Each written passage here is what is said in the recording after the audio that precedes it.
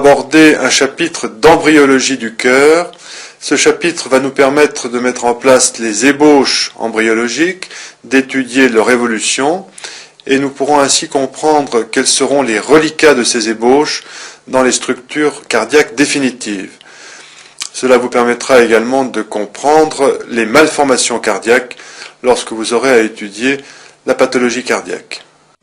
Avant de traiter à proprement parler de la morphogénèse du cœur, nous allons voir quelques rappels sur la circulation prénatale et l'évolution vers une circulation définitive.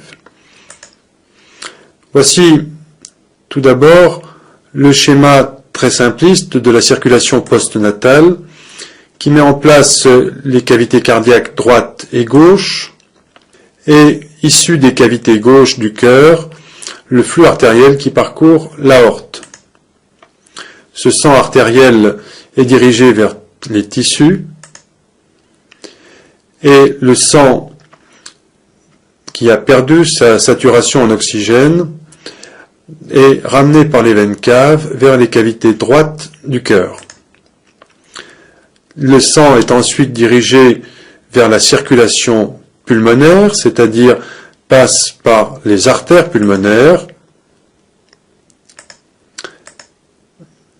et saturé en oxygène, puis rejoint les cavités gauche du cœur par les veines pulmonaires et le cycle reprend. Voyons maintenant comment fonctionne la circulation prénatale. Nous reprenons donc le même schéma et nous faisons apparaître un élément supplémentaire, c'est le placenta, puisque c'est lui qui va, pendant toute la vie anténatale, assurer l'oxygénation du sang du fœtus. Ce sang oxygéné par le placenta va, par les veines ombilicales, se mêler à la circulation veineuse qui quitte les tissus. Ce sang a donc une saturation en oxygène qui est plus faible, puisqu'il y a un mélange de sang à la fois oxygéné et de sang qui a été utilisé par les tissus, et c'est ce sang qui rejoint les cavités droites du cœur. Dans le cœur anténatal, ce sang va traverser directement de l'atrium droit vers l'atrium gauche, à travers le foramen ovale. Puis le sang sera dirigé vers le ventricule gauche, et par l'aorte sera distribué au tissu, mais également par l'artère ombilicale, qui est une branche de l'aorte, rejoindra le placenta. Il existe un flux sanguin accessoire qui, malgré tout, emprunte un trajet normal dans les cavités droites du cœur, c'est-à-dire que ce sang passe dans l'orifice tricuspide, dans le ventricule droit, puis gagne la circulation pulmonaire. En fait, ce flux sanguin est très réduit. Il traverse malgré tout les poumons et rejoint les cavités gauches. Il est réduit car il y a, en plus du shunt du foramen ovale, un second shunt entre les cavités droite et gauche par le conduit artériel, qui est donc un conduit entre l'artère pulmonaire et l'aorte. Par ce conduit, une bonne part du flux sanguin rejoint directement la circulation aortique. Nous remettons en place sur ce schéma le modèle de la circulation prénatale avec le placenta et son rôle dans l'oxygénation du sang anténatal. À ce stade, les poumons sont non fonctionnels. Et on peut utiliser cette diapositive pour vous énoncer un axiome essentiel en pathologie thoracique, c'est qu'un poumon qui n'est pas ventilé est un poumon qui n'est pas perfusé, c'est-à-dire que pendant toute la vie anténatale, il n'y a pas de ventilation pulmonaire, bien entendu, et les poumons qui ne sont pas ventilés auront une circulation sanguine extrêmement faible. C'est un des premiers éléments qui explique le petit débit dans la circulation pulmonaire anténatale. Ensuite, nous avons vu qu'il existait un shunt entre les cavités droite et gauche à travers le foramen ovale et le conduit artériel. Enfin, que l'oxygénation anténatale est effectuée par le placenta.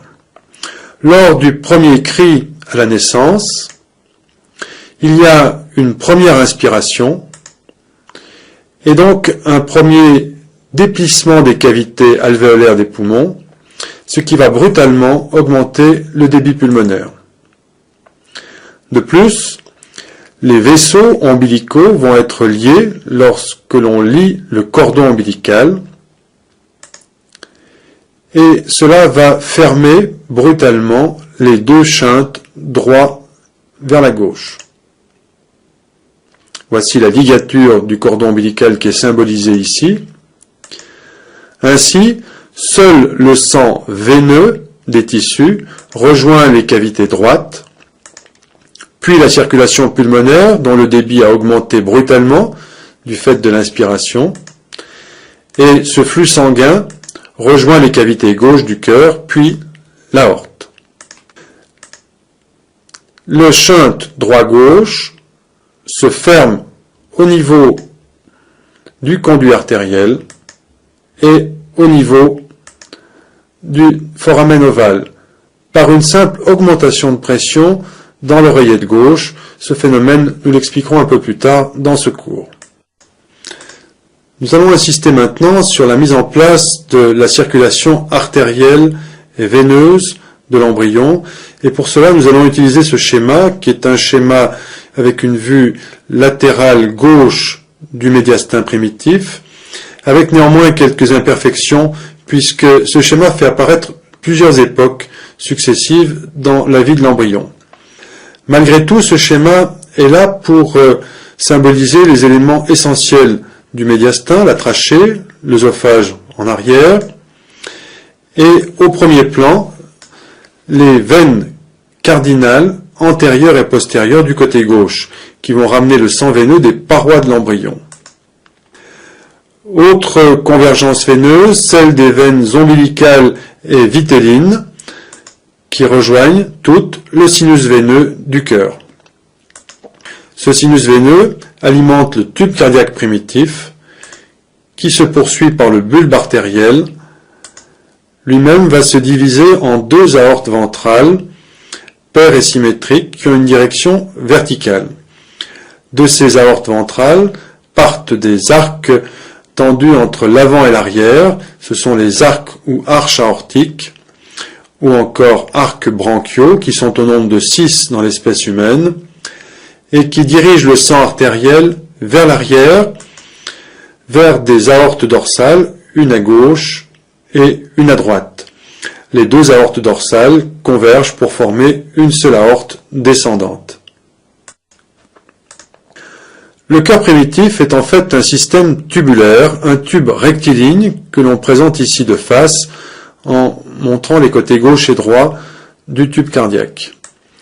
Au pôle caudal du cœur prend place le sinus veineux qui est en fait la convergence de toute la circulation veineuse de l'embryon, essentiellement les veines cardinales qui ramènent la circulation veineuse des parois de l'embryon, il y en a 2 de chaque côté, et tout à fait caudalement les veines vitellines et les veines ombilicales.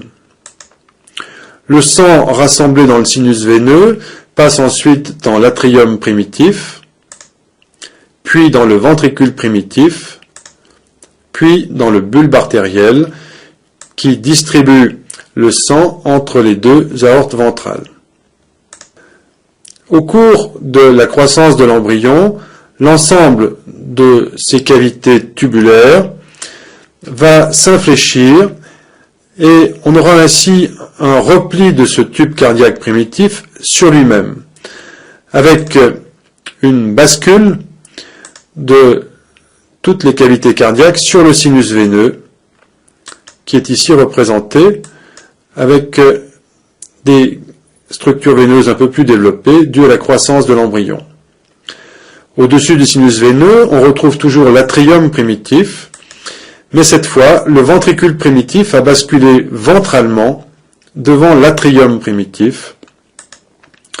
Et le bulbe artériel a une direction oblique vers le haut et l'arrière, avec toujours une division en deux aortes ventrales.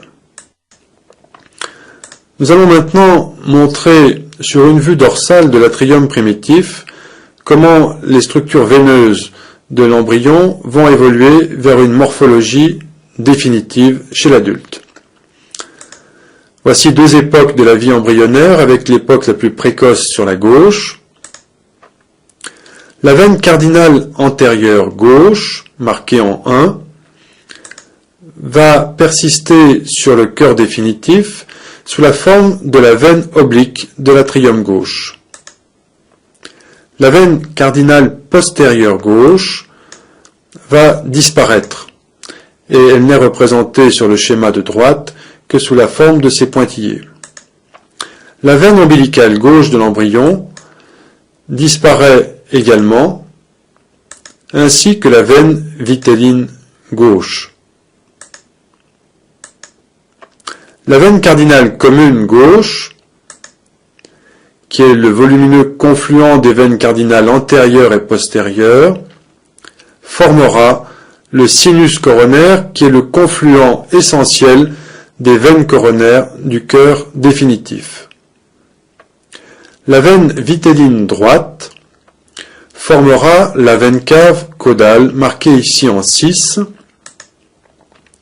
La veine ombilicale droite va disparaître, elle est marquée en pointillé à la droite du schéma. La veine cardinale postérieure droite formera l'arc de la veine azygos à la face postérieure de la veine cave crâniale. Cette veine cave crâniale provient de l'évolution de la veine cardinale antérieure droite de l'embryon. L'orifice qui fait communiquer le sinus veineux et l'atrium primitif s'appelle l'orifice sino-atrial. Il est ici représenté à gauche sous la forme de cette ellipse en pointillé. Cet orifice sur le cœur primitif est un orifice horizontal. De par la croissance des cavités cardiaques, cet orifice va basculer de 90 degrés et sur un cœur presque définitif, comme à droite ici, l'orifice sino-atrial se retrouve en position verticale. Voici maintenant la présentation de l'évolution des orifices atrioventriculaires primitifs. Voici une vue du tube cardiaque replié sur lui-même à gauche et une coupe sagittale. Et nous observons ici la partie droite de la coupe montrant l'atrium primitif en arrière, le ventricule primitif sur l'avant. L'orifice sino-atrial est l'élément le plus dorsal, il fait communiquer l'atrium primitif avec le sinus veineux de l'embryon. Au-dessus du ventricule primitif prend place le bulbe artériel. À l'intérieur de la cavité cardiaque primitive, deux bourrelets endocardiques, l'un crânial, l'autre caudal, vont se développer pour commencer la segmentation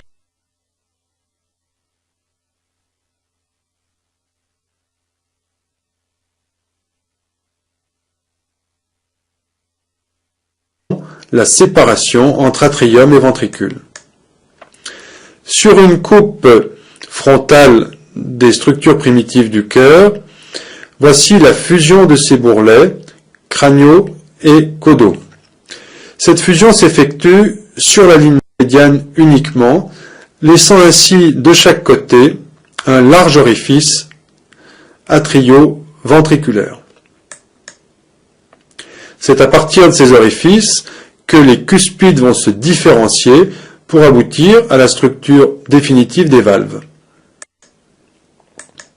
Nous allons montrer ici que le septum interventriculaire est en fait dû à la convergence de trois formations indépendantes, et cela va apparaître sur une coupe sagittale, passant par le tube cardiaque replié.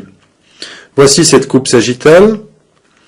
Voici les bourrelets endocardiques crâniaux et caudaux, qui sont les premiers éléments qui vont aider à la formation du septum interventriculaire.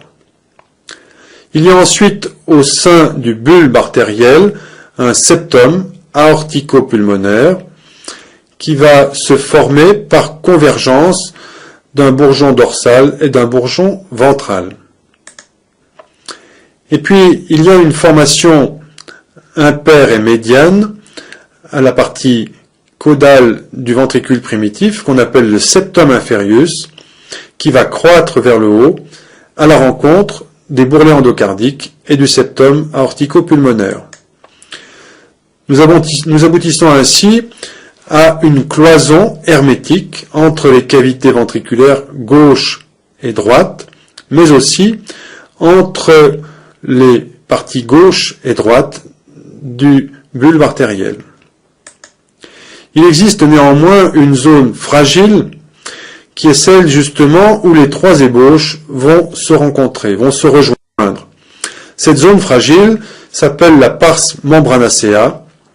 Il peut y avoir à ce niveau des absences de symphyse, des absences de rencontre des trois ébauches, et donc parfois des communications interventriculaires. Chez l'adulte, cette pars membranacea est tellement mince qu'il est possible par transillumination de voir d'une cavité ventriculaire dans l'autre. Nous allons insister ici sur le cloisonnement du bulbe artériel et nous allons montrer ce cloisonnement sur ces trois schémas. Le schéma de gauche représente le tube cardiaque replié sur lui-même. Sur le schéma au centre, nous avons une coupe sagittale qui rappelle la formation du septum aortico-pulmonaire. Le troisième schéma est là pour montrer en 3 dimensions que ce septum aortico-pulmonaire il y a un virus sur dans l'espace de bas en haut effectuer une torsion de 90 degrés et donc que le cloisonnement entre les parties gauche et droite du bulbe artériel se feront de façon hélicoïdale. Ici, sur une coupe basse du bulbe artériel, nous mettons en place le côté gauche, c'est-à-dire l'aorte, et le côté droit, c'est-à-dire le tronc pulmonaire. Et au fur et à mesure que l'on monte dans le bulbe artériel, on voit que cette cloison bascule de 90 degrés, ce qui fait qu'au sommet du bulbe artériel, la partie aortique du bulbe est cette fois dorsale et non plus gauche, et que la partie pulmonaire est ventrale et non plus droite. Il y a donc bel et bien 90 degrés de rotation entre la partie basse et haute du bulbe artériel. Nous insistons ici sur la séparation de l'atrium primitif en 2 cavités atriales, gauche et droite. Pour cela, nous observons une vue interne de l'atrium primitif par le côté droit. Il y a tout d'abord la formation d'une première cloison qu'on appelle le septum primum, et nous utilisons le code rouge pour cette première cloison.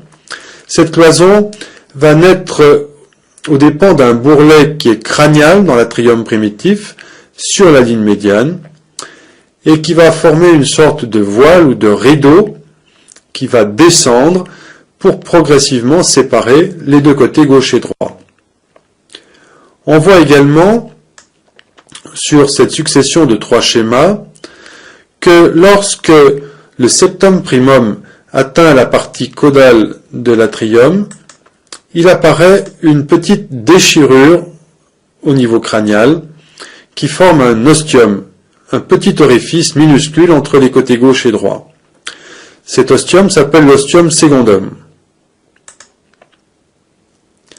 Il y a dans le même temps l'apparition d'un septum secundum qui est un deuxième rideau entre les atriums gauche et droit. Voici donc ces 3 schémas successifs qui montrent que, là encore, le septum secundum naît aux dépens d'un bourrelet crânial qu'il va lui aussi descendre en direction caudale pour progressivement obturer l'espace entre les deux côtés gauche et droit. Mais voyez que là encore, il existe une zone à la partie caudale de la cloison qui ne sera pas étanche. Cette zone, c'est le foramen ovale. Voici l'explication du cloisonnement atrial sur une coupe horizontale du cœur primitif, et on va garder sur cette coupe le même code de couleur pour les deux septum primum et secondum entre les deux atria. Voici l'oreillette gauche ou atrium gauche, le ventricule gauche, ventricule droit et oreillette droite ou atrium droit. Voici l'abouchement de la veine cave caudale dans les cavités droites.